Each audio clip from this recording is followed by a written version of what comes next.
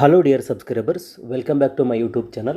Dear students, in this video again we are going to have a look at a problem for 15 marks on cost sheet.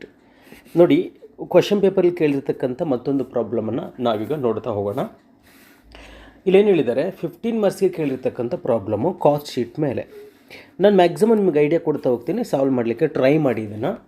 So ಈಗ ನೋಡಿ ಏನಿದೆ, S prepare a cost sheet from the following information of Shri Ram Limited, Bangalore for the month of January 2018 ಅಂತ ಕೊಟ್ಟಿದ್ದಾರೆ. Yes, opening stock of raw materials ಕೊಟ್ಟಿದ್ದಾರೆ 50,000, purchase of raw materials 3,20,000, closing stock of raw materials 62,000, productive wages 3 lakh ಕೊಟ್ಟಿದ್ದಾರೆ. ಈಗ one by one ಹಾಗೆ ನಾವು analyse ಮಾಡ್ತಾನೂ ಕೂಡ ಹೋಗೋಣಂತೆ. ನಿಮಗೆ ಪ್ರಫಾರ್ಮ ಅಂತೂ ಗೊತ್ತಿದೆ, ಹೌದಲ್ವಾ? ನಿಮಗೆ ಈ ಪ್ರಫಾರ್ಮ ಚೆನ್ನಾಗಿ ಗೊತ್ತಿದ್ದರೆ ಮಾತ್ರ ಪ್ರಾಬ್ಲಮ್ ಸಾಲ್ವ್ ಮಾಡಲಿಕ್ಕೆ ಬರುತ್ತೆ. ಯಾವ್ಯಾವ್ದು ಎಲ್ಲೆಲ್ಲಿ ಹೋಗುತ್ತೆ ಅಂತ ನಿಮಗೆ ಗೊತ್ತಿದೆ, ನೀವು ಬರ್ಕೊಂಡಿದ್ದೀರಾ, ಹೌದಲ್ವಾ? ಒಂದು ವೇಳೆ ತೊಗೊಂಡಿಲ್ಲ ಅಂದರೆ ಪಾಸ್ ಮಾಡ್ಕೊಂಡಿದ್ದನ್ನು ಬರ್ಕೊಳ್ಳಿ, ಇದನ್ನ ಪಾಸ್ ಮಾಡ್ಕೊಳ್ಳಿ. ನೆಕ್ಸ್ಟು ಇದನ್ನು ಪಾಸ್ ಮಾಡ್ಕೊಂಡು ಬರ್ಕೊಳ್ಳಿ. ಇದಾದ ಮೇಲೆ ನೆಕ್ಸ್ಟು ಎಸ್ ಇದನ್ನು ಪಾಸ್ ಮಾಡ್ಕೊಂಡು ಬರ್ಕೊಳ್ಳಿ. ನೆಕ್ಸ್ಟು ಇದನ್ನು ಪಾಸ್ ಮಾಡ್ಕೊಂಡು ಬರ್ಕೊಳ್ಳಿ. ಓಕೆನಾ? ಎಸ್, ಈಗ ಪ್ರಾಬ್ಲಮ್ ನೋಡಿ, ಇಲ್ಲಿ ಒಂದು ಪ್ರಾಬ್ಲಮ್ ಕೊಟ್ಟಿದ್ದಾರೆ 15 ಮಾರ್ಕ್ಸ್ಗೆ ಕೇಳಿರ್ತಕ್ಕಂಥ. ನಾನು ನಿಮಗೆ ಐಡಿಯಾ ಕೊಡ್ತಾ ಹೋಗ್ತೀನಿ, ಸಾಲ್ವ್ ಮಾಡೋಕ್ಕೆ ಟ್ರೈ ಮಾಡಿರಿ ನೀವೇನ.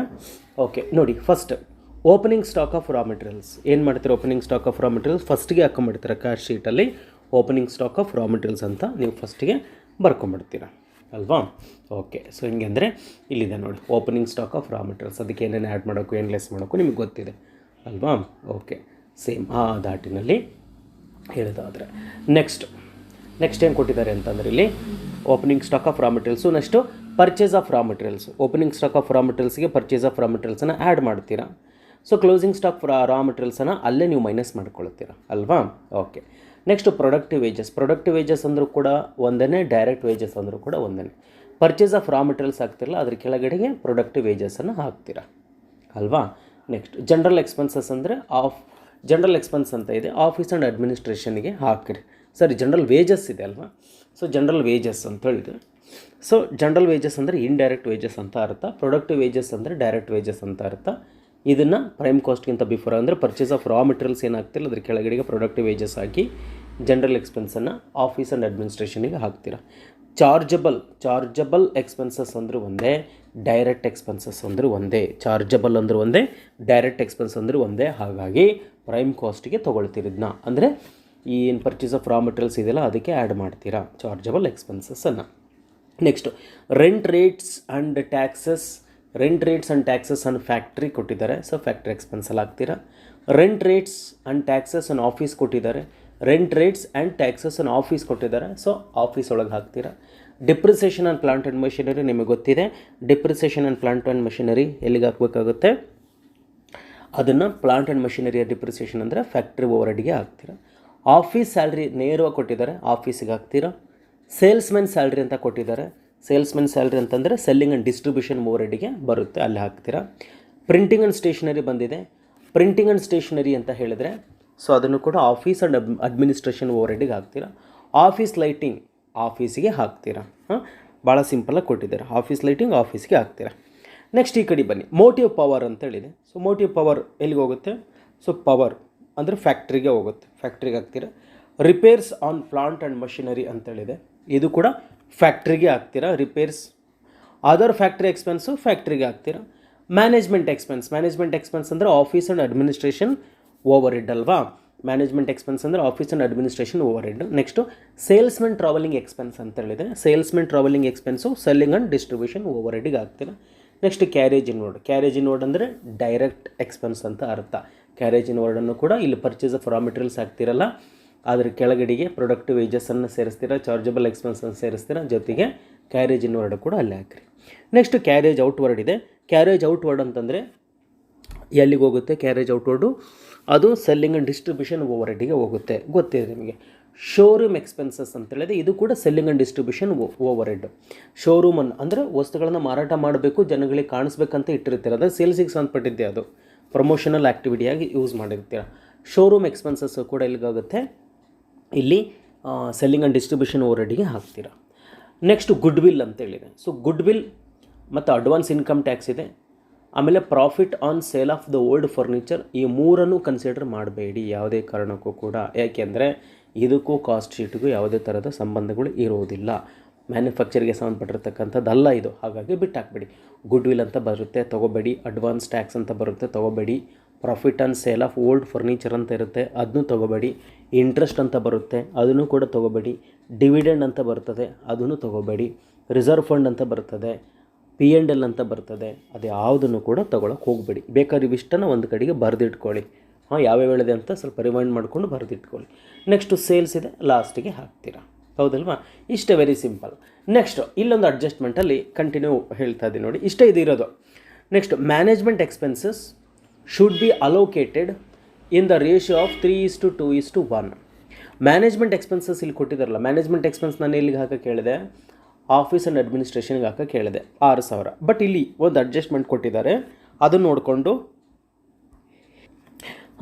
ನೋಡಿಕೊಂಡು ಹೇಳೋದಾದರೆ ನೋಡಿ, ಮ್ಯಾನೇಜ್ಮೆಂಟ್ ಎಕ್ಸ್ಪೆನ್ಸ್ 6,000 ಇದೇನಿದೆ, management expense should be allocated in the ratio of 3:2:1 on factory, on office and sales expenses respectively. Prepare cost sheet ಅಂತ ಹೇಳಿದ್ದಾರೆ.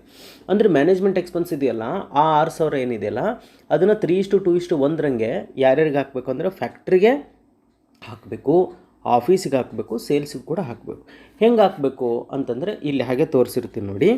ಇಲ್ಲಿ ನಮಗೆ ಆ್ಯಕ್ಚುಲಿ ವ್ಯಾಲ್ಯೂಸು ಎಷ್ಟು ಕೊಟ್ಟಿದ್ದಾರೆ, 6,000 ರೂಪಾಯಿ ಕೊಟ್ಟಿದ್ದಾರೆ. ಹೌದಲ್ವಾ? 6,000 ಕೊಟ್ಟಿದ್ದಾರೆ.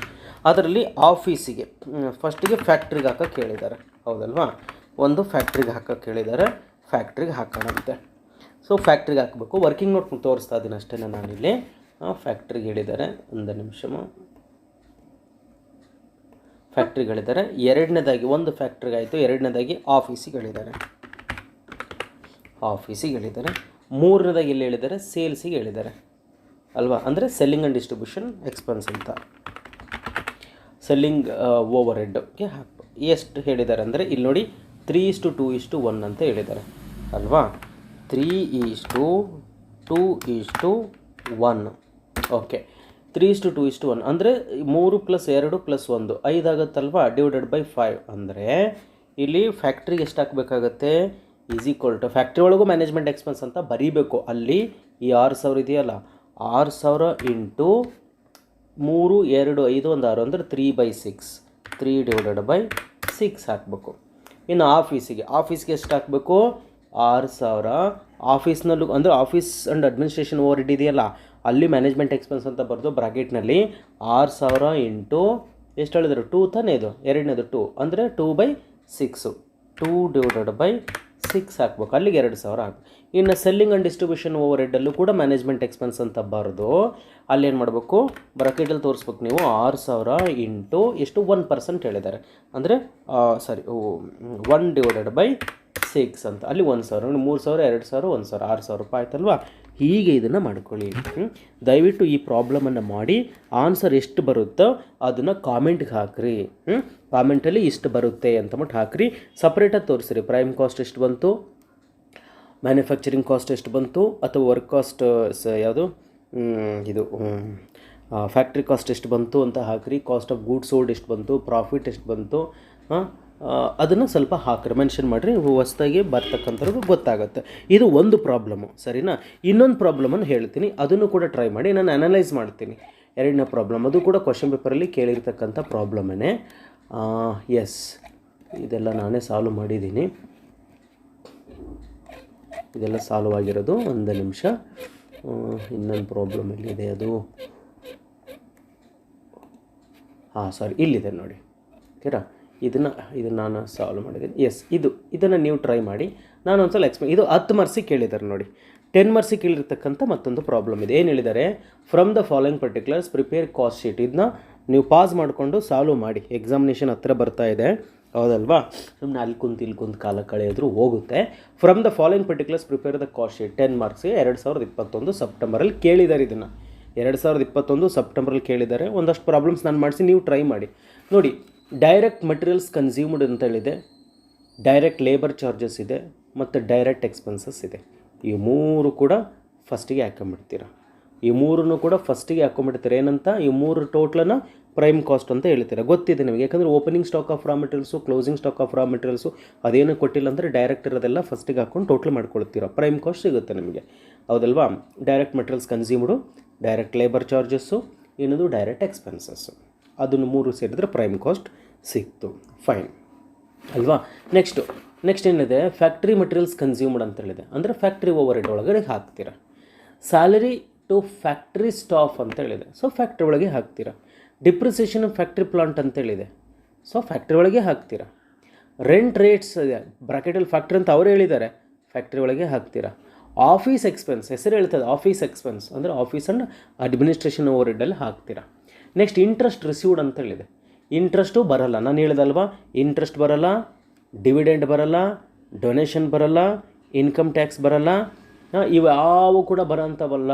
ನಾನು ಈಗ ಹಿಂದೆ ಹೇಳಿದ್ದೀನಲ್ಲ, ಅದನ್ನೆಲ್ಲ ಬರ್ಕೊಳ್ಳಿ ಒಂದ್ಸಲ. ಅಷ್ಟು ಎಕ್ಸ್ಪೆನ್ಸಸ್ಸನ್ನು ಬಿಟ್ಟು ಉಳಿದವ್ನು ತೊಗೊಳ್ಬೇಕು ನೀವು. ಇಂಟ್ರೆಸ್ಟ್ ರಿಸೀವ್ಡ್ ಇದು ಇನ್ಕಮ್ ಆಗುತ್ತೆ, ಅದಲ್ಲ ಯಾಕೆ ಇನ್ಕಮಿಗೆ ಸಂಬಂಧಪಟ್ಟಿದ್ದು ಅಲ್ಲ ಕಾಸ್ಟ್ ಶೀಟ್ ಮಾಡ್ತಾ ಇದ್ವಿ. ಓಕೆ, ಇಂಟ್ರೆಸ್ಟ್ ಬರೋದಿಲ್ಲ. ಡೊನೇಷನ್ ಇದೆ, ಡೊನೇಷನ್ನು ಕೂಡ ಕನ್ಸಿಡರ್ ಮಾಡಲ್ಲ. ಓಕೆ, ಡೊನೇಷನ್ನು ಕೂಡ ಕನ್ಸಿಡರ್ ಮಾಡಲ್ಲ, ಕಾಸ್ಟ್ ಶೀಟ್ಗೆ ಅದಕ್ಕೂ ಸಂಬಂಧ ಇಲ್ಲ.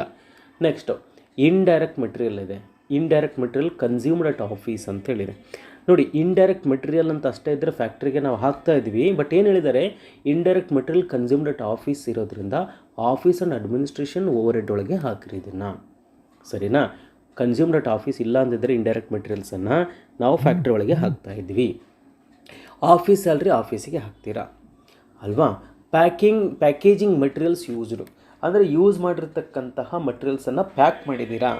ಯೂಸ್ ಮಾಡಿದ್ದೀರಾ ಅಂದರೆ ಮಾರಾಟ ಮಾಡ್ತೀರಾ? ಇಲ್ಲ, ಮಾರಾಟ ಮಾಡೋಕ್ಕಾಗಿದ್ದರೆ ನಾವು selling and distribution overhead ಒಳಗೆ ಹಾಕ್ತಾಯಿದ್ರಿ, ನಾವುಗಳು ಮಾರಾಟ ಮಾಡಲ್ಲ. ಸೊ ಪ್ಯಾಕೇಜಿಂಗ್ ಅಂದರೆ ಅದರ್ ಎಕ್ಸ್ಪೆನ್ಸ್ ಅಂತ ಆಗುತ್ತೆ. ಇದು ಅದರ್ ಎಕ್ಸ್ಪೆನ್ಸ್ ಅಂದರೆ office and administration overhead ಒಳಗೆ ಹಾಕ್ರಿ, ಇದನ್ನು office and administration overhead ಒಳಗೆ ಹಾಕ್ರಿ. Salesmen salary, selling and distribution ಆಯಿತು. ಇಲ್ಲಿ ಸೇಲ್ಸ್ ಆಫೀಸ್ ಎಕ್ಸ್ಪೆನ್ಸ್ ಅಂತ ಇದೆ, ಬಟ್ ಸೇಲ್ಸ್ ಎಕ್ಸ್ಪೆನ್ಸ್ ಅಂತ ಅಷ್ಟೇ ಇದ್ದಿದ್ರೆ ಸೆಲ್ಲಿಂಗ್ ಎಕ್ಸ್ಪೆನ್ಸ್ ಒಳಗೆ ಹಾಕ್ತಾಯಿದ್ರಿ.